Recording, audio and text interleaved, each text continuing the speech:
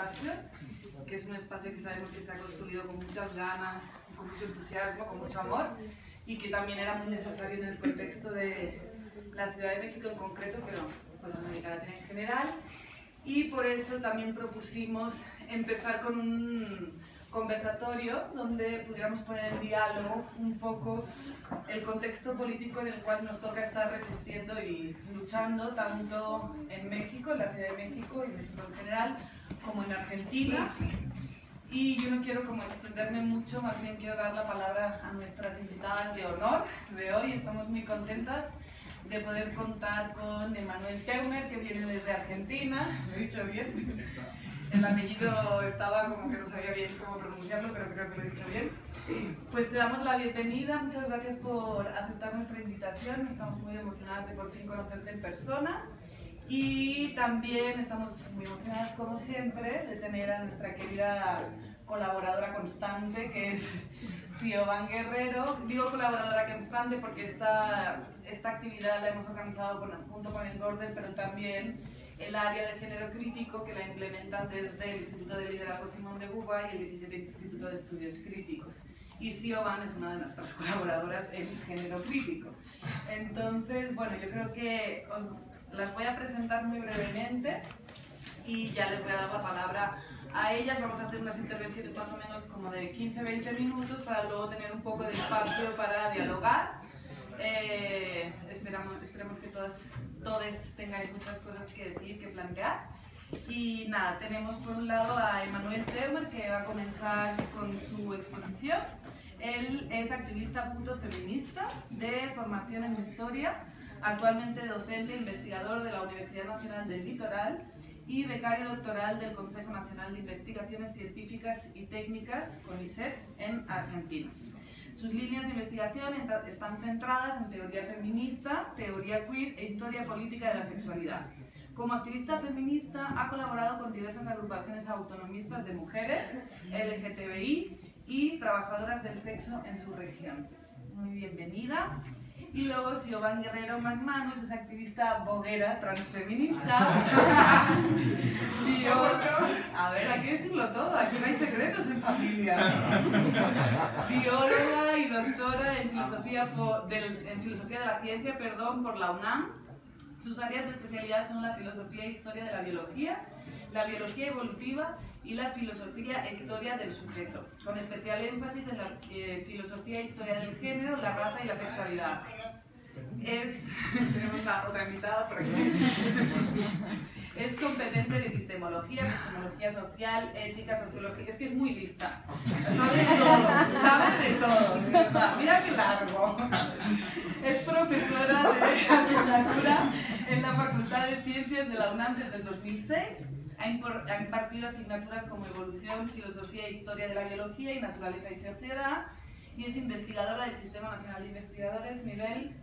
¿Está bien? ¿Está actualizado? Muy bien. Pues nada, sin más, muchas gracias.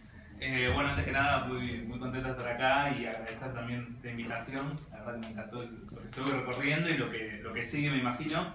Y yo un poco había marcado como algunos puntos para debatir el encuentro que hoy nos convoca, que es sobre ideología del género, que es quizás un término que conocen o quizás no, pero que en los últimos años me parece que ha cobrado o ha adquirido mayor fuerza y mayor fuerza política incluso por quienes le impulsan, ¿verdad? Me parece que en México esto sí ha sonado, pero por extensión en Latinoamérica, en Argentina en su momento también y actualmente lo sigue haciendo. De hecho, una de las principales producciones teóricas o que se presentan como teóricas vinculadas a la ideología del género vienen de Argentina, de grupos motorizados de Argentina, como es un libro que se llama así, Ideología del Género, de dos personajes extravagantes.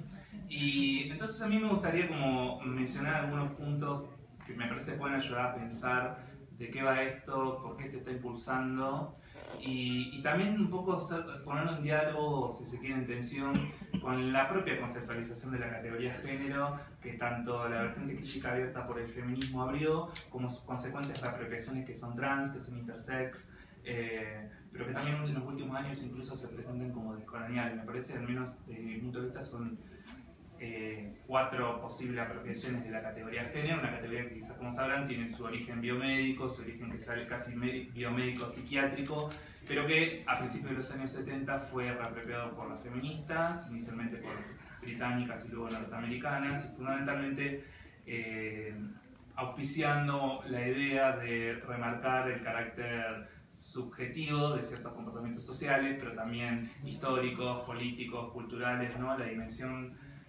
Esa dimensión que es histórica, que es cultural y que luego fue teorizada en términos performativos, tecnológicos, etc., abrió de algún modo, otorgó un campo político en sus inicios al feminismo, un terreno de acción política que llega a nuestros días y que, como toda intervención política, nunca se puede controlar de todos sus efectos, ¿no?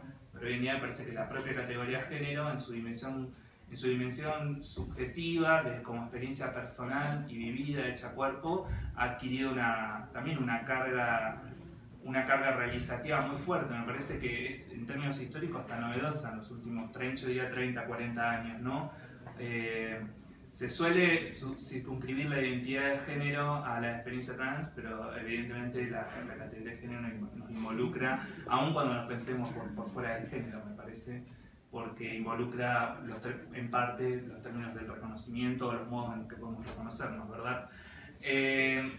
Ante esto a mí me gustaría un poco marcar que la ideología del género aparece promovida por grupos antiderechos. A mí me gusta llamarles así como le llaman las feministas, al menos en mi región, grupos que en parte son la vertiente más conservadora de los movimientos católicos, pero también del federalismo evangélico. También hay pentecostales impulsando este término, y fundamentalmente se levanta en defensa, ¿no?, de un orden, del supuesto orden que se presenta como natural y que estaría en peligro, en corrosión, en desmoronamiento por un conjunto de políticas sexuales activadas tanto por el feminismo como por los movimientos que se presentan como LGBT, de diversidad sexual. Fundamentalmente no, porque son los grupos que han intentado o están en proceso, digamos, de diálogo crítico con el Estado, de consecución, de búsqueda de reconocimiento de derechos, de restitución de derechos en algunos casos. Y eso es un poco el terreno en el que comienza a activarse la ideología del género como una suerte de peligro y de desmoronamiento de un orden natural, y que se articula fundamentalmente en esa frontera que tiene que ver con las injerencias del Estado, podría pensarse así, para con la sociedad civil o la población donde despliega sus fuerzas. Un poco estos grupos que yo voy a insistir en el carácter de antiderechos porque claro que tienen una matriz religiosa y religiosa cristiana, fundamentalmente católica, pentecostal o evangelista. Sin embargo, hay un punto que es muy importante, que es las tácticas que suelen emplear son secularistas. Esto me parece muy importante y supone un desafío para los propios movimientos sexo-desobedientes. Esto lo digo porque si prestamos atención, la ideología del género se articula citando. Las citas no es la Biblia, no es ningún texto sagrado, son textos científicos, textos legales, porque las estrategias de judicialización y de instrumentalización jurídica para determinados problemas, como puede ser la objeción de conciencia, la implementación de la educación sexual, el derecho al aborto, la despenalización del aborto, ni que hablar lo que por ahí se denomina matrimonio igualitario, el derecho al matrimonio igualitario, y también el reconocimiento de la identidad de género por parte de los estados, suelen articularse sobre saberes seculares, no religiosos. Esto es una estrategia de los movimientos religiosos que algunos intentan, al menos quienes trabajan más estos temas desde la sociología de la religión, suelen pensar en términos de secularismo estratégico. Juan Marco Gagione, un colega, es uno de ellos que ha trabajado mucho esto en Argentina, y me parece que supone un desafío en el sentido de que buena parte de la tradición histórica con la que tanto el feminismo como los movimientos LGBT por extensión se manejaron ha sido profundamente laica, de un laicismo a veces radicalizante, ¿no? Y esto pone en mesa el fuerte abrazo que le otorgaron a saberes que hemos otorgado, ¿no? A saberes que se presentan como académicos o científicos, que es la misma rama por la que intenta intervenir estos movimientos antiderechos, y también esa rama legal, ¿no? Que también es apropiada por estos movimientos, porque un punto que también a veces puede ser errado por me parece a mí, esta tradición laica muy fuerte en los movimientos, al menos allí donde llegó la modernidad, LGBT y feministas, tienden a identificar o a nuclear al enemigo representado en el Vaticano o en una autoridad religiosa, pero en verdad es un poquito más complicado porque funcionan como movimientos también, ¿no? Funcionan como movimientos sociales. Eso es lo que a veces se nos dificulta o quizás no estamos dispuestos a reconocer, pero sí que es un problema. Parte de las estrategias de estos grupos es precisamente organizarse como movimientos. En Argentina he visto aquí creo que también marchas en contra del aborto, donde incluso la estética de la protesta que activan casi se mimetiza de la propia estética que utilizan las feministas, que utilizamos feministas, esto, pero en este caso en defensa, ¿no?, del feto y esta gran generalidad que suelen utilizar, que es la defensa de la vida, ¿no? Esa abstracción, ¿no?, que esto se ha criticado mucho, hemos criticado mucho y hemos trabajado mucho ese ejercicio de abstracción, que es muy fácil apropiarse, es muy fácil manipularlo, pero que nos dice muy poco sobre los términos de la vida, en que esa vida podría ser vivible y de quién depende, ¿no?, hacer vivible esa vida.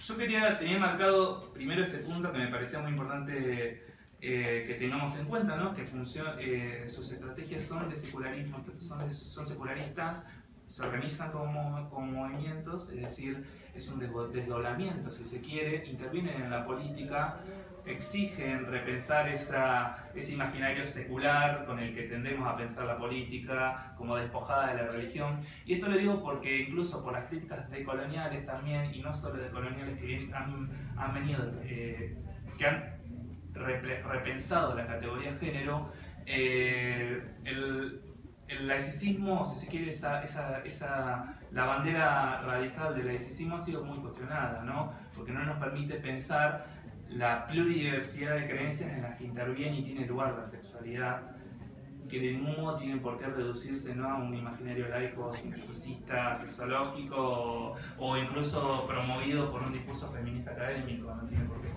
reducirse a eso, lo que contará como sexualidad, ¿no? Me parece que esto en términos de Latinoamérica es muy importante y es algo sobre lo que también tenemos que repensar, al menos permitirnos problematizar, lo cual obviamente abre un abanico en el cual este tipo de actores pueden intervenir. Ahí está el problema, ¿no? Pero también la posibilidad, el carácter conflictivo, necesariamente conflictivo, ¿no?, de la política y de la politización de la sexualidad. Yo, a ver cómo voy de tiempo. Yo no me detuve, después quizás podríamos detenernos mejor quizás sobre qué tenemos por género o si quiere una matriz más teórica sobre esa cuestión, pero a mí me parecía importante dos momentos en la propia histórica de cierta vertiente feminista y también trans, si se quiere más interesada en el diálogo con el Estado, en la institucionalización de ciertas demandas políticas. Ahí estuve viendo que hay una cronología acá en el pasillo, hay algunos de estos momentos, y existen dos, si se quiere, a mí me parece dos momentos claves y que nos permiten rastrear la emergencia de este activismo antiderechos. El primero de ellos es la tercera Conferencia Mundial de la Mujer, ¿no?, de Beijing, la de 1995, es la que introduce la categoría género como políticas públicas y hace un llamamiento a los estados partes, ¿no?, a promover políticas públicas tendientes a la igualdad de género. Ese es un antes y después en torno a la apropiación de la categoría género y la introducción en los estados y en sus políticas públicas de la categoría género, ¿no? Con anterioridad quizás todavía se mantenía cierta dimensión radical e incluso autonomista con la cual se intentaba promover no solo estilos de vida, sino, si se quiere, una dimensión más estructural y de reacomodamiento de los parentescos, de las organizaciones sociales a través de las cuales se produce y se reproduce el género. Me parece que 1995 marca un antes y después en torno a la extensión internacional de la categoría género. Lo curioso, solo entre paréntesis, es que las propias actas de Beijing no definen lo que cuenta como género. Esto no es un dato menor. Existieron muchísimos debates y muchísimas presiones para eliminar la categoría. Ahí es cuando comienzan los grupos antiderechos a intervenir en Beijing para que la categoría género no se introduzca.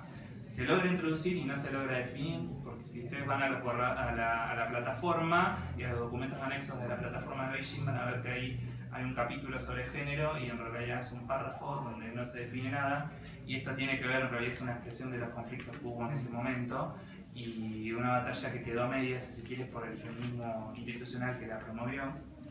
Y ese mismo año es que se larga una encíclica muy importante que define los términos de la sexualidad, que se llama, la tengo anotada porque es en latín, por un Evangelio Vitae y sigue, tiene un subtítulo. Esa encíclica vuelve a definir lo que cuenta como sexualidad, el peligro de que a través de la individualidad se cae en tentativas inmorales, ¿no? Se define el don de la vida nuevamente. Humano Vitae o una cosa así. Sí, el don de la vida, eso mismo, el don de la vida, y se piensa la sexualidad en ese sentido. Y no es casual que aparece en 1995 porque precisamente es paralelo a lo que estaba al proceso iniciado y que tuvo lugar con el cierre en la conferencia de Beijing durante todo 1995. Y sin ir más lejos, 2 años más tarde también la Iglesia, en este caso la Católica, crea un organismo internacional que es el que va a promover el término de ideología del género, que es el organismo, se llama algo así como Familia Católica y Derechos Humanos, que está radicado en Estados Unidos, y es el que va a comenzar y que incluso en sus objetivos expresos se propone combatir el feminismo radical o las ideas promovidas por un feminismo que definen como radical y que fundamentalmente, como sabemos, como podríamos imaginar, busca expandir los términos con los que podríamos pensar la sexualidad, con los que podríamos pensar parentescos, incluso en términos de familia, y también intervenir incluso los marcos jurídicos del Estado a través de los cuales organiza no solo su gestión de gobierno, sino interviene en las normas sociales con las que solemos manejarnos, ¿no? Me parece que un poco, de hecho, todo el activismo político, que me interesa también pensarlo como sexo desobediente, tiene que ver, ¿no?, con esa tarea de elaboración crítica de las normas sexuales y de consiguientes expulsiones, ¿no?, de anormales y consiguientes reelaboraciones de lo que contará como anormal. Eso es un dilema ético también que involucra como activistas, que me parece muy importante remarcarlo. En Argentina suele utilizarse un eslogan promovido por una artista trans que es Susie Shock, que dice algo así como que otros sean lo normal, y que suena muy interesante y que incluso ha sido muy potente, pero si lo llevamos a las últimas consecuencias, me parece que el movimiento feminista y LGBT o sexo desobediente, para involucrar a ambas, a mí me gusta mucho ese término como una transposición de la desobediencia civil, de los movimientos de desobediencia civil, me parece que es inverso, precisamente de reelaboración de los marcos normativos, porque la política trata fundamentalmente de preguntarnos cómo podríamos vivir en comunidad y efectivamente se pregunta eso, de qué modo viviríamos o podríamos vivir en comunidad. Bueno, tengo 4 minutos de verdad. El otro momento crítico para mí clave, desde mi punto de vista, ¿no? Beijing es uno y creo que ese está más consensuado. El segundo es de la formulación de los principios de Yogyakarta en 2007, donde la identidad de género, su reelaboración, si se quiere, trans, que ya tenía sus años claramente, sobre todo desde los años 90 en adelante, adquiere también un internacionalismo muy fuerte. Si bien el texto de los principios de Yogyakarta, que es la base fundamental de la mayoría de las leyes de reconocimiento de la identidad de género, hay algunas leyes de identidad de género anteriores a los principios de Yogyakarta, si no me equivoco, en España. En su punto número 1, si yo mal no recuerdo, establece que el reconocimiento de la identidad de género tal como uno la percibe. Esto fue lo que encendió, me parece, enormemente una expresión política reactiva por parte de los movimientos antiderechos, porque precisamente ahí es donde vieron, incluso ya leyendo, porque yo puse por ejemplo esta encíclica, ¿no?, donde establece el terreno inmoral de ese tipo de definiciones, y me parece que ese es el otro momento. Si bien los principios de Yogyakarta son, hasta donde sé, no son no consultivos, son consultivos no vinculantes, es decir, no están obligados los estados partes, a diferencia de los que sí firmaron cartas como la CEDAW, etcétera, que sí están obligados a cumplir los mandatos en un principio. Sí que esto nuevamente encendió la alarma y me parece que es por eso que tenemos en los últimos 15 años, 10 años o 15 por extensión, grupos conservadores que intentan manipular los objetivos políticos impulsados por los movimientos trans, pero por extensión feministas, y que plantean esta suerte de desorden, caída en la inmoralidad, lo asocian a los tiempos terminales, a casi miradas apocalípticas. A veces son ridículas, pero no son inocentes, son de fácil conmoción, trabajan con la conmoción y al mismo tiempo bajo discursos seculares. Esto es muy interesante porque en realidad, por ejemplo, en el caso de Argentina, la ideología de género también fue levantada como una bandera para intentar combatir lo que en ese momento el actual jefe de Vaticano llamó la guerra contra el demonio, que fue el año 2010, en el cual los movimientos LGBT buscaron el reconocimiento del matrimonio igualitario, que se obtuvo a mediados de ese año. En ese momento la categoría, esta politización en términos de ideología del género no adquirió fuerza, no tuvo fuerza política, y sin embargo, a la inversa de lo que hacían los grupos que buscaban desactivar la protesta de los movimientos LGBT, existieron también microgrupos religiosos, por eso a mí me interesa pensar los movimientos católicos conservadores, porque hay otra ala que también se organiza como movimiento y que tiene sus asociaciones y que no necesariamente, al menos, son reactivos a este tipo de políticas. De hecho, en Argentina, el activismo que impulsó el matrimonio igualitario contó con alianzas de grupos evangelistas, grupos católicos y grupos también judíos, a través de sus asociaciones, de su expresión política organizativa. Esto me parece interesante porque, a la inversa de la estrategia de los grupos antiderechos, esta vertiente, si se quiere, solidaria o cooperante, yo sé que muchas de nosotras hemos sido educadas desde un secularismo, de un laicismo extremo y tendemos a verlo con desconfianza, pero bueno, así fue como parte de las estrategias de obtención de este derecho y también lo fue para la de la identidad de género. Estos grupos sí utilizaban discursos religiosos para argumentar el reconocimiento de esos derechos. Solo lo marco para tener en cuenta cómo a veces, insisto, nuestra tradición secular, al menos que alimentó buena parte de la política sexual, creo que no exagero en la generalización, está encontrando sus límites y ha encontrado incluso sus límites. Sin ánimo, ya ahora sí para cerrar, de entenderme, a mí me gustaría un poco volver a insistir en lo que marqué al principio. Si bien creo que estas dos coyunturas activadas por la vertiente más institucionalista de los movimientos sexo desobedientes fue la que generó en parte la mala animosidad por parte de los grupos conservadores y que comenzaron a levantar la bandera de la ideología del género, ¿no? Con ese sesgo malintencionado que a nosotros nos resulta muy gracioso, pero que, insisto, es muy fácil, parece que es bastante encantador, resulta bastante encantador, por lo menos en los últimos años me parece que ha sido así. Me parece que ha puesto en debate la necesidad de revisar el propio secularismo y el imaginario secularista y laico de los movimientos de buena parte de la protesta sexual activada en torno al aborto, la educación sexual, el matrimonio igualitario, la identidad de género, y podríamos seguir agregando o ese paraguas tan grande que se llama derechos sexuales y no reproductivos. Y me parece que insistan a revisar eso. En América Latina estamos teniendo varios ejemplos en los cuales la pluridiversidad, no ya de diversidad sexual, sino la pluridiversidad, la frontera epistémica, está siendo puesta en juego y en debate y en labor. Me parece que en América Latina hay muchos ejemplos para tratar de pensar esto, a riesgo de la exotización, a riesgo de la captura de la palabra, a riesgo de un nuevo sujeto revolucionario, ¿no? Esta vez salido de alguna cosmogonía rescatada de la historia, pero que sin embargo me parece que son operaciones muy interesantes que están poniendo en mesa esto que yo insisto que tenemos que revisar, que es el radicalismo, la vertiente radical con la que hemos pensado nuestros imaginarios políticos fuertemente o necesariamente como laica, y ese gran abrazo casi prefigurado o excesivamente confiado con los discursos que se presentan como científicos y ni que hablar con todo el aparato que podría definirse como estatal. Entonces simplemente eso, pero que podamos dialogar luego.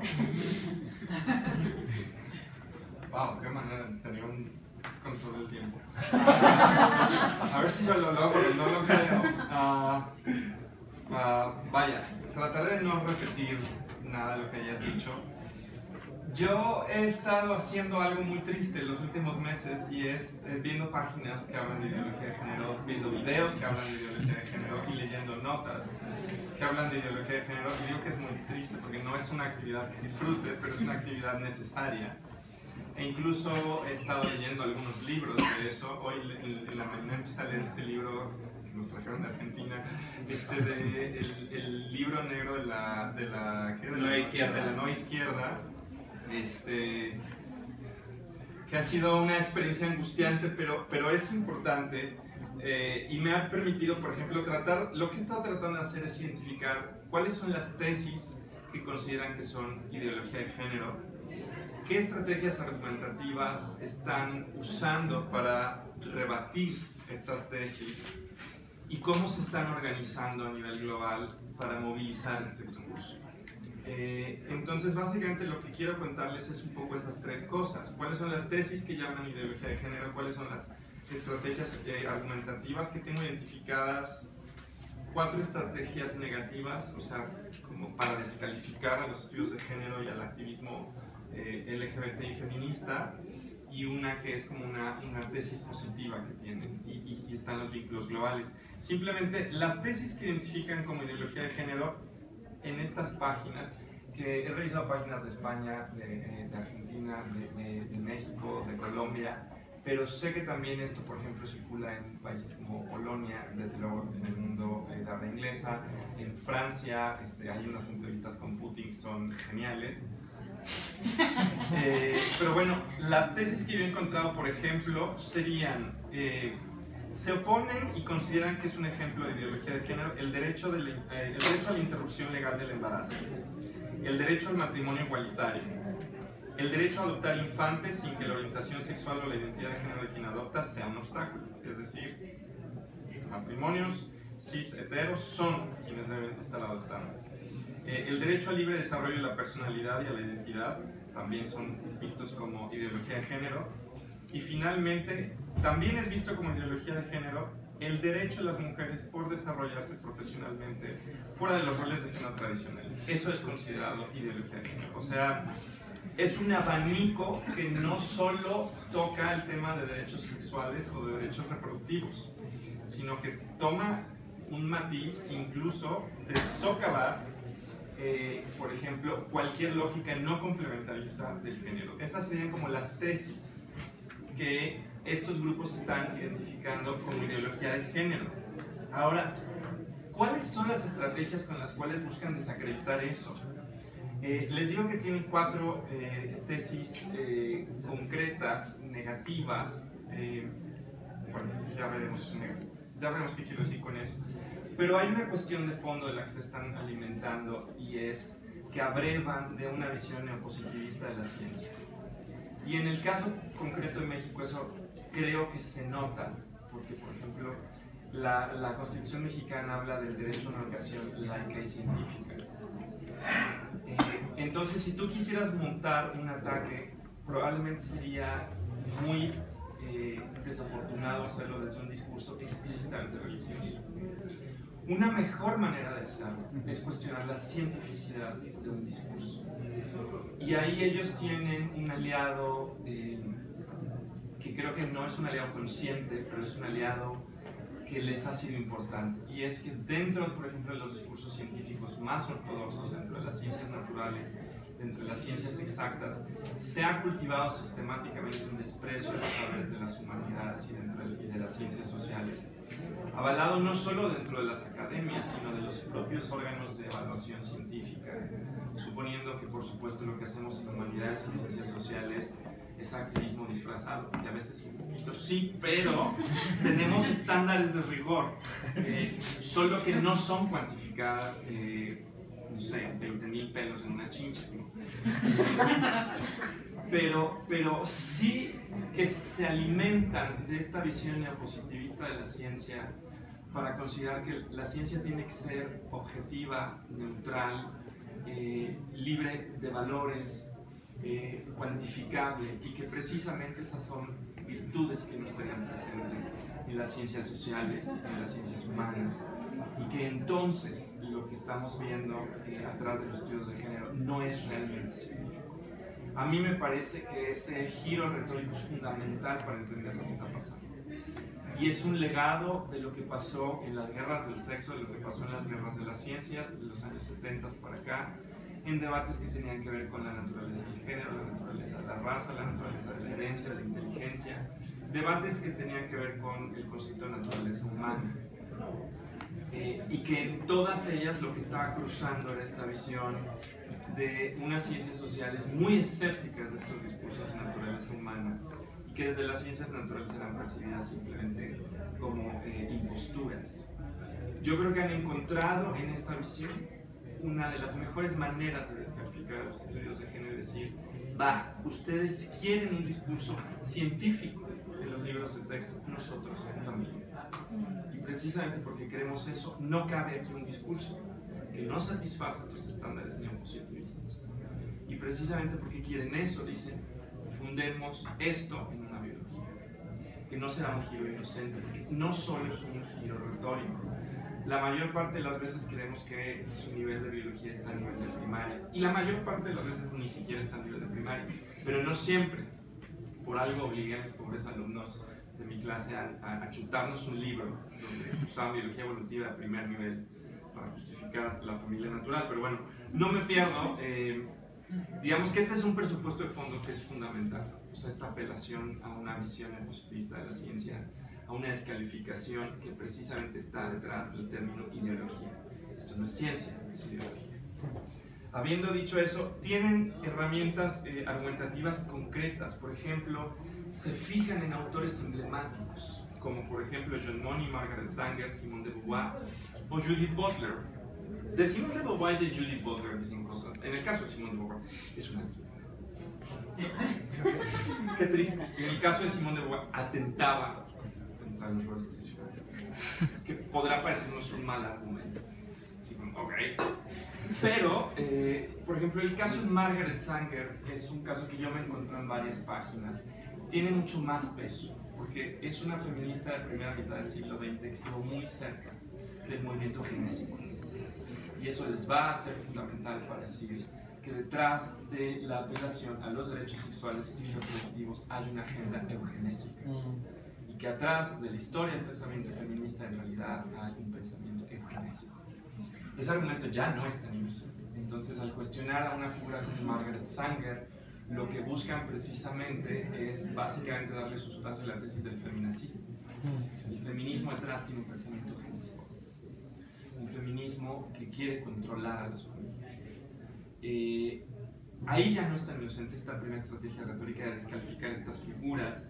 También descalifican a John Money, sobre todo por los problemas de ética que tiene su práctica médica. De hecho, este libro de Argentina tiene una sección entera sobre John Money, acerca de cómo lo corren después de todo lo que pasó con estos niños. Eso no lo cuento porque me parece que pues, el mejor ejemplo del uso retórico en la figura es el de Margaret Sanger. La segunda estrategia que tienen es la simulación, y esto ya lo estaba diciendo Emanuel, de un discurso que pretende pasar por laico, que pretende, y digo pretende porque no solo están invocando argumentos, o sea, no te están citando a la Biblia. Es muy común, por ejemplo, ver que te citan trabajos publicados por el Colegio Americano de Pediatras. Si no sabemos quién es el Colegio Americano de Pediatras, nos vamos a escandalizar porque vamos a decir, oh por Dios, hay una institución científica médica que está avalando esto. El Colegio Americano de Pediatras no es eso, pero lo parece. Y digo que no es eso porque es la única sociedad médica en Estados Unidos que todavía avala las terapias reparativas. Lo cual habla de quién es el Colegio Americano de Pediatras, que además tiene vínculos con organismos religiosos, tanto católicos como cristianos como judíos, que avalan estas terapias reparativas. Ese es el Colegio Americano de Pediatras, pero no es inocente que invoquen al Colegio Americano de Pediatras, porque da el estatuto de una sociedad de médicos, de una sociedad científica, que estaría apoyando desde una institución científica el discurso de lo natural, que es este orden de género basado en la biología. Ese me parece que es como su segundo argumento retórico, porque logran secuestrar no solo el habla científica, sino la simulación de la institución científica. El tercer punto es que toman de hecho términos concretos y los sacan de contexto. Es muy común en estas páginas, por ejemplo, cuando están hablando de personas trans, decir estamos ante personas enfermas, y esto está avalado por la OMS, está avalado por la Asociación Psiquiátrica Americana, y sacan de contexto el hecho de que, por ejemplo, la transexualidad aparezca en estos manuales, porque por supuesto no explican toda la historia de los debates nomenclaturales, simplemente lo invocan. Y lo invocan y lo sacan, digamos, de contexto para decir, en realidad, las comunidades científicas, más allá de nuestros aliados, también reconocen que esto es una enfermedad. Otra cosa que hacen es un argumento de corte histórico, y es paradójicamente una especie de cooptar, así como cooptan el discurso científico, cooptan el discurso decolonial. También cooptan el discurso de derechos, cooptan el discurso decolonial porque dicen, en realidad detrás de la ideología de género está, por ejemplo, la Organización de las Naciones Unidas. Algo que sí sabemos y que se ha trabajado por ejemplo en la historia de la ciencia, pero que está cooptado por estos grupos, es que por supuesto en los años 70 las políticas de control poblacional fueron impulsadas y que al mismo tiempo, por ejemplo, había un resurgimiento de un pensamiento neomalthusiano que creía que teníamos una catástrofe planetaria por la sobrepoblación, que era inminente y que entonces lo que había que impulsar era precisamente políticas de control poblacional. Y estas dos cosas no coinciden nada más y ya, sino que en efecto dentro de la Organización Mundial de la Salud se nota mucho que cuando se le empieza a dar espacio a muchas de estas políticas, paradójicamente el control de planificación familiar, es porque está una perspectiva que está mirando la crisis ambiental dentro de una mirada neomalthusiana. Eso se ha trabajado en la historia de la ciencia, pero no al servicio de esta agenda. Lo que hace esta agenda es decir, las Naciones Unidas desde el principio han tenido una agenda eugenésica, como la que tenía Margaret Sanger, pero que ahora no se presenta como una agenda eugenésica. De hecho, Manuel ya mencionó, por ejemplo, este año de 1995, pero, o sea, en realidad, por ejemplo, desde el 94, cuando se da esta conferencia del Cairo, Joaquín Navarro Valls sale ya haciendo declaraciones donde todavía no usa el término ideología de género, pero que está empezando a gestar lo que eventualmente hoy es esta cuestión de ideología de género.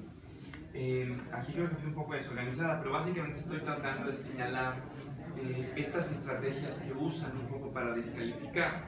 Simplemente las menciono, ¿no? El uso del habla de derechos, que ahorita daré una serie de ejemplos muy concretos, la cooptación de la aparente estructura científica, el descrédito a figuras históricas emblemáticas y el ataque a estas políticas diciendo que en realidad son políticas coloniales sobre el tercer mundo de corte eugenésico. Ahora, no solo crean discursos, y eso es una cosa muy importante, al igual que en el caso de las terapias reparativas, tienen redes globales. Por ejemplo, creo que el año pasado se celebró el primer Congreso Iberoamericano por la Vida y la Familia.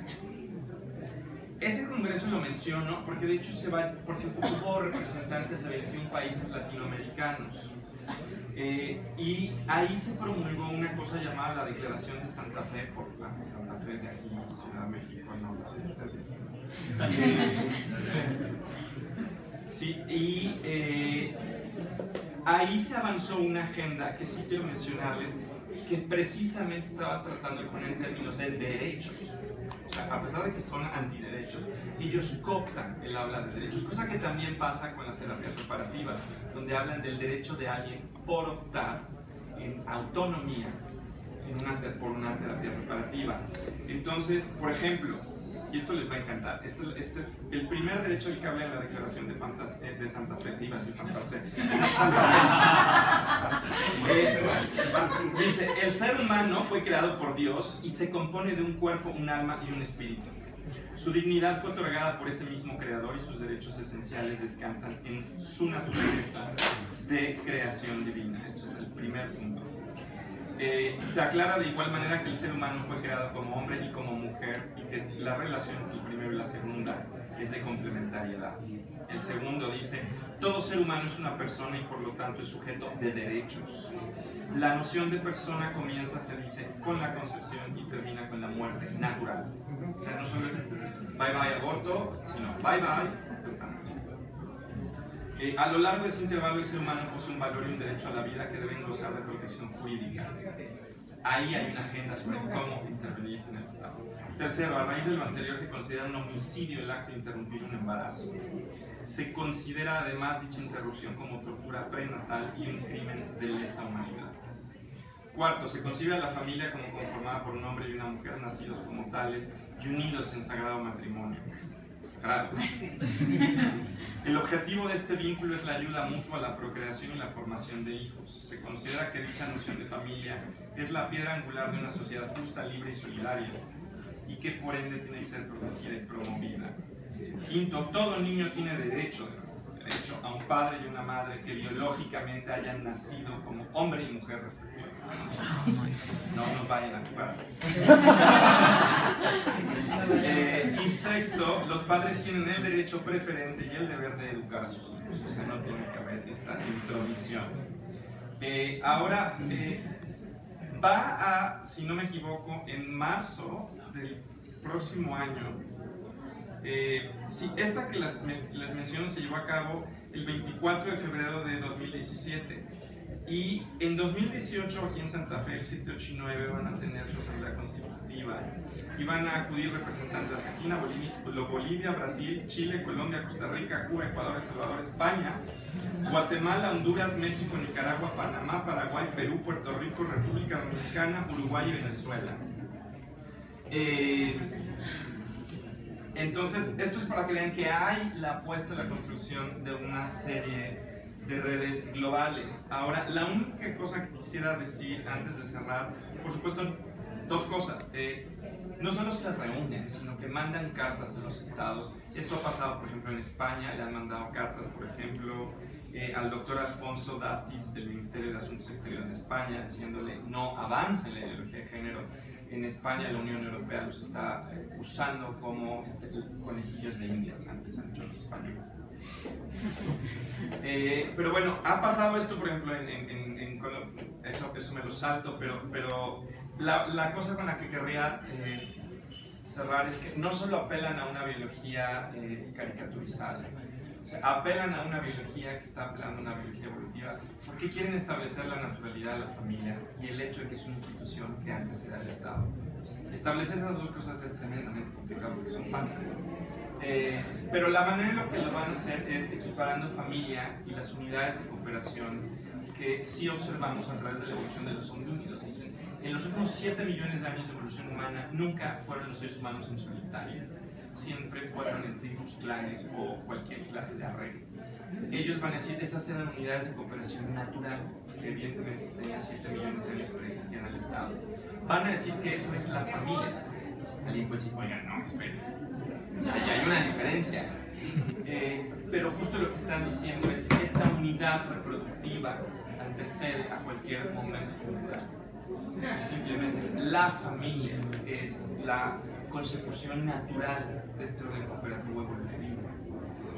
Y eso es un orden de cooperación que no se alcanza si tienes unidades no reproductivas o si tienes cuerpos no reproductivos.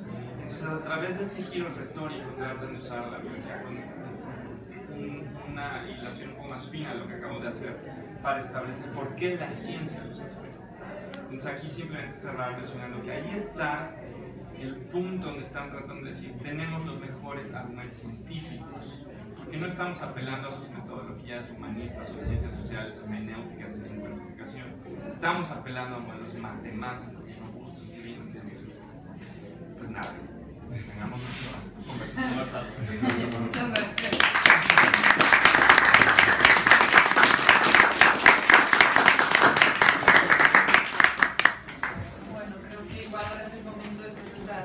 Esta radiografía tan exhaustiva de los discursos, estrategias y redes que se construyen desde lo que se nombra como Frente Nacional de la Familia y movimientos que están criticando, cuestionando la supuesta ideología del género que hay detrás de propuestas políticas científicas. Abrimos si hay preguntas, si hay alguna afirmación que hacer, si hay reflexiones que queréis compartir.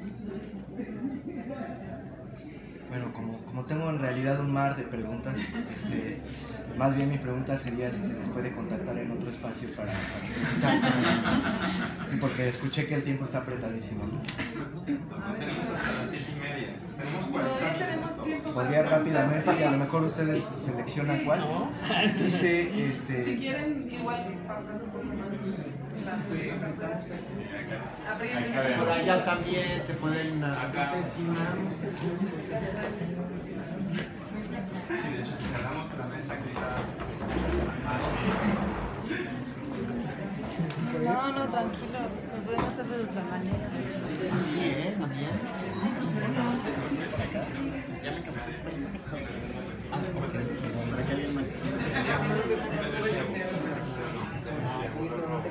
bueno, a ver, rápidamente para Shoga. Perdóname, ya tengo el Emanuel. Entonces, mencionaste saberes seculares, esto es, no religiosos, principalmente ciencia y derecho. Sin entrar demasiado debate con saberes, qué es un saber, qué es conocimiento y qué no lo es. Más bien por lo que he escuchado, me pareciera que más bien es un asunto de retórica. Saberes, ¿cuál es la episteme de estos grupos? No, creo que no lo identifico, no logro identificarlo. Yo estoy escogiendo analizar el Consejo Mexicano de la Familia, pero si hay una sugerencia de una fuente mejor, sobre todo en producción de textos, de preferencia de tipo periodístico, mejor, si tienen alguna sugerencia. Mencionaste que están llegando a los límites de la argumentación, ¿no? No sé si, bueno, seguimos en lo mismo, en una argumentación no formal, retórica. No sé si se está hablando de conocimiento por ahí. Estudios de género no es científico. Estudios de género, ¿no? Yo pensaría que esa disputa ya estuvo agotada desde hace tiempo, ¿no? De despreciar a las ciencias y humanidades, a las ciencias sociales y humanidades, ¿no? No sé cómo puede seguir eso vigente. Lo mismo con lo de enfermedad, según la OMS, contrapuntea bastante con el mamotreto del DMS5, ¿no? Entonces, ¿cómo puede seguir eso vigente? Y nada más eso. Gracias. Tenemos para un seminario. No, sí, es interesante lo que me acaba, obvio. Podemos debatir y debates epistemológicos sobre qué es un saber, cómo se produce un saber, pero a mí lo que me interesa, al margen o a pesar de ese debate, es tener en cuenta que la ciencia concretamente y el discurso científico, para ser más específico, es una de las estrategias que utilizan estos movimientos. Me interesa pensarlo como un saber más, para también poner en cuestión la autoridad epistémica que la ciencia detenta en nuestras sociedades modernas, blancas, occidentales, capitalistas, y poner en mesa eso, porque también necesariamente exige entonces ponerla un histórico proceso de su actualización de saberes alternativos a ese que se presenta como experto, que nuestra sociedad tiene una increíble capacidad realizativa, productiva, ¿no? En esto soy hiperconstructivista, pero sí que lo tiene. Igual, incluso poniendo en comillas eso, sí que tiene un gran poder la ciencia, al menos ahí donde llegó la modernidad, me parece. Yo apuntaba un poco a eso. Es una de las estrategias, y fíjate qué curioso el hecho de que cómo entonces intervenir en el terreno científico, que citan trabajos académicos, y esto habla de la heteroglossia o la multifocalidad que la propia ciencia habilita al manejarse a través de la vigilancia epistemológica. Curiosamente hago la vigilancia epistémica, porque si hay comunidades académicas que sí habilitan esos discursos, se hacen psiquiatrizables, patologizantes, paternalizantes, podemos poner varias adjetivaciones, ese saber puede presentarse como científico, puede presentarse entonces como un argumento que puede ser, como ya ha ocurrido, de base para jurisprudencias que vulneran derechos. Esto ha ocurrido y muchísimo. Yo solo por citar el ejemplo, en el caso de los propósitos de los manuales, el DSM y ahora mismo el CIE 11, la versión 11 está en debate, creo que el año que viene se va a cerrar. Fíjate, porque vos preguntaste por el término, por categorías que son en parte o en principio patologizantes, como como actualmente ocurre con las infancias trans, me parece que de momento está ahí, ¿no? El eje de debate. Seguramente Jovan conoce mejor este tema porque lo ha investigado, y Alba también.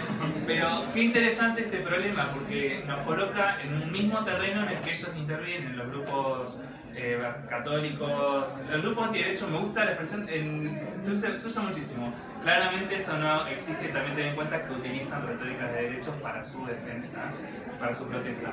Fíjate qué importante que buena parte de los movimientos trans tácticamente intervienen en estos manuales de salud internacional que tienen efectos internacionales en los estados partes, porque no es tan sencillo el movimiento político de la despatologización. Necesariamente hay que buscar o lograr conciliar categorías que permitan, en estados que producen alta vulnerabilidad heterosexista, podríamos decir, categorías que permitan el acceso a protocolos o a una atención trans específica. Entonces no es tan sencillo eliminar todos los diagnósticos, sino, digamos, ese desliz, por ejemplo, es muy frecuente por otro lado, pero me parece que, por supuesto, que arrastra presupuestos racistas de ya, vamos, y también blancos y eurocéntricos, ¿no? En otros, cuando uno trata de hilvanar estas políticas en términos internacionales, a veces incluso, y como ha ocurrido, es el propio derecho a la vida, sí, ese que usan los movimientos, estos movimientos de la ideología del género,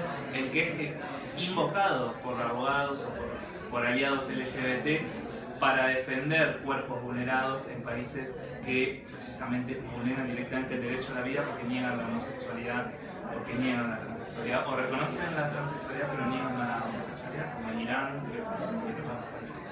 No sé si a ver, yo tendría varias cosas que decir. Estos grupos tienen think tanks, como dicen en inglés, o sea, han gestado espacios donde hay, incluso en Estados Unidos es claro que tienen universidades dedicadas a pensar esto. A mí, a manera de anécdota, te cuento que yo una vez en Colombia conocí a una investigadora que me dijo, antes de trabajar en este departamento de estudios de género, mientras buscaba trabajo me contrató el Opus Dei para darles clases sobre Judith Butler y el feminismo postestructuralista. Y puedo decir, wow, ¿por qué? Porque sí, y lo que ella me dijo es, porque si nos van a contraargumentar, tienen que saber qué decimos. Entonces es una cosa que han hecho. Han creado núcleos de pensamiento, pero que además son sensibles a distintos contextos nacionales. O sea, no es lo mismo, por ejemplo, este libro que viene de Argentina o el otro libro que yo hice leer a mis alumnos, porque atienden a conceptos y a contextos distintos. Por ejemplo, en Estados Unidos no se ve tan mal que invoques a Dios. Entonces, en ese libro se nota mucho, porque tienen tres ejes. Esta parte biológica que mencionaba, pero también una apelación a Dios como fundamento moral de la familia, y precisamente a través de eso, la familia como espacio de realización moral por antonomasia, por ejemplo, de familia sexual. Pero en ese contexto, en el contexto norteamericano, no se ve mal. Tú puedes, de hecho, citar a Dios dentro de una argumentación filosófica diciendo que te permite precisamente evitar el relativismo moral, precisamente porque estás invocando una figura que da un fundamento trascendental. Si tú haces eso en Latinoamérica es un escándalo, porque tenemos una tradición distinta en términos del derecho. Y se nota, por ejemplo, en este libro de Argentina, perdón que te señale que grosera son,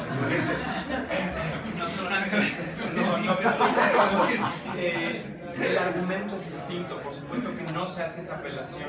Ahí, por ejemplo, es curioso cómo apelan a la historia del marxismo como responsable de la introducción de una serie de dinámicas críticas de la sociedad que hicieron posible eventualmente la entrada de la ideología en general, lo cual es una cosa muy rara. Pero las estrategias argumentativas son sensibles a contextos. Entonces, la pregunta que haces, ¿cuál es su marco epistemológico? Yo te diría es que no hay uno. En función del contexto desde el cual están argumentando, construyen distintos marcos epistemológicos, atendiendo al tipo de argumentos que puedes tener en cada estado. Entonces, no hay uno, habría varios. Ahora, nada más de las últimas dos cosas. cuando dices que no se había cerrado este conflicto entre ciencias sociales, naturales y humanas. No. De hecho, en otro contexto, Bruno Latour decía, si ustedes creyeron que las guerras de las ciencias de finales del siglo XX fueron guerra, espérense tantito. Porque así como pasa, por ejemplo, en el tema de género, los denegacionistas del cambio climático también argumentan de una manera muy parecida, también apelando a Dios. Dios no permitirá que el planeta se extinga. Pero Bruno Latour dice que en este momento estamos viendo un ataque a la ciencia que busca simular sus instituciones para deslegitimarla. Entonces crean journals, crean universidades, crean órganos de arbitraje. ¿Por qué te citan publicaciones arbitradas y avaladas? Porque recrearon toda la estructura sociológica de la ciencia. Entonces, esto no se ha cerrado, estamos en un nuevo enfrentamiento. Y sobre la noción de enfermedad, hay gente que se ríe cuando dicen, ¿cómo es que salen estas cosas de que ahora hay más transexuales? Porque está contaminado el planeta. Atrás de eso están de nuevo invocando una biología, nada más te esbozo un argumento. Dicen que los metales pesados involucran una afectación en la maduración del sistema endocrino y que hay una fase de los 7 años que se llama adrenarquía o adrenarche en inglés, que cuando hay un alto periodo de estrés puede ser generado por metales pesados. Una estrategia adaptativa del cuerpo es modificar el perfil endocrino y entonces que eso puede producir tanto homosexualidad como transexualidad. Entonces están invocando ahora la contaminación y un discurso ecológico para decir, estas son enfermedades generadas. Ya no es por psicodinámica, ya no es por trauma, ahora es por contaminación. Entonces esto no se ha acabado, o sea, crees que cerraste una fuente de patologización, pero aquí viene otra. Entonces, en realidad están buscando discursos todo el tiempo para refuncionalizarlos. Esto no se acaba. Bueno, creo que le levantó la mano.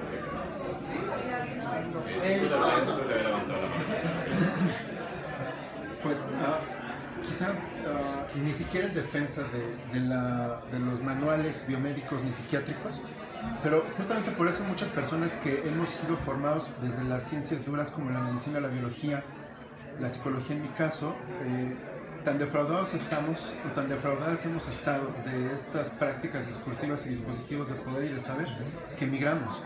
Muchas personas estamos tan defraudados de la psicología, de las psicoterapias en general, que por eso migramos a los estudios de feminismo, a los estudios de coloniales o a los estudios críticos.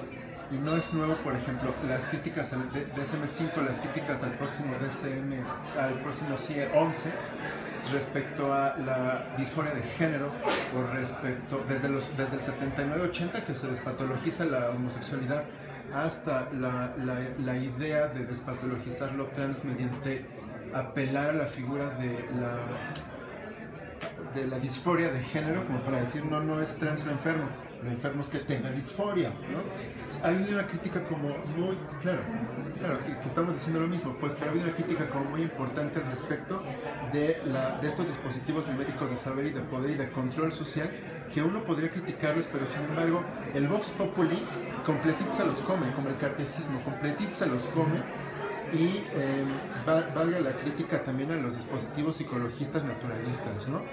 Y aquí en México no podemos hablar, se supone que no deberíamos hablar en el derecho de jure respecto a Dios, ¿no? En Estados Unidos, pues en God We Trust y God Bless America, pues desde ahí lo tienen esta sociedad un poco más conservadora, pero bueno, quería como aportar estos elementos porque a nivel práctica discursiva, me parece que es más fácil de construir estos saberes en el Vox Populi, que ya muchos de nuestros maestros lo han avanzado.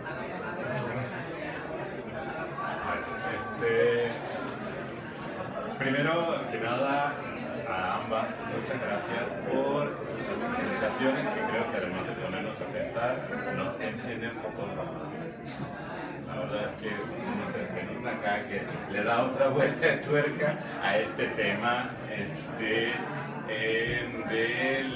lo que llamamos conservadurismo, pero que yo mismo no estoy tan seguro si habría que llamarlo así, porque hay algo que dijo Manuel respecto de que nos habíamos sentido muy cómodos y muy seguros en el laicismo, como si por siempre y para siempre jamás allí las cosas iban a jugar a favor de las disidencias y todo esto, y bueno, justo nos topamos con esta frontera no solamente epistemológica, sino también política, pragmática, y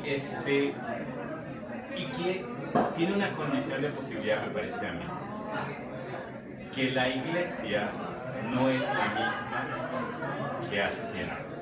Es decir, hace mucho tiempo que el fuego del infierno se enfrió y que el paraíso a nadie le importa. Entonces, el famoso Vaticano II, y me digo, esto es una cosa que en medio artículo habría que a lo mejor pensarlo más en serio, al suponer una puesta al día, como se ha dicho, también implica dejar atrás el hecho de que, bueno, se busca la salvación de las almas, que se busca el más allá, que se busca evitar caer en el infierno. A nadie le importa ya si les comulgan por abortar o por lo que... Esas cosas ya realmente no tienen ninguna eficacia. Entonces, me parece que lo que ha ido pasando es que se ha ido explicitando, no sin que todavía existan núcleos dentro del catolicismo y de otros ámbitos religiosos donde a la gente realmente le importa no comer puerco porque es pecado, pero digamos se ha ido explicitando que hay núcleos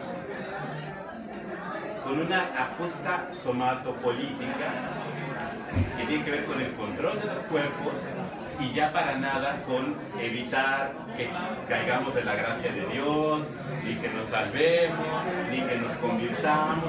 O sea, el cielo y el infierno no importan, está como aquí y ahora ya jugaba el asunto de atravesar las políticas públicas, limitar al Estado, o sea, toda una serie de cosas que son muy terrenales. Entonces, me parece que no estamos ya lidiando con la Iglesia en el sentido convencional en que la pensamos, sino que estamos lidiando con un intento de instaurar o de sostener, o yo qué sé, un orden somatopolítico y punto. En sociología, en sociología de la religión se le llama ciudadanía religiosa. Bueno, titularse tenemos tele. Bueno, sintiéndolo mucho, tenemos, ahora va a empezar van a inaugurar la exposición de reacciones sobre arte feminista, entonces tenemos que cerrar, dejar espacio fuera para poder hacer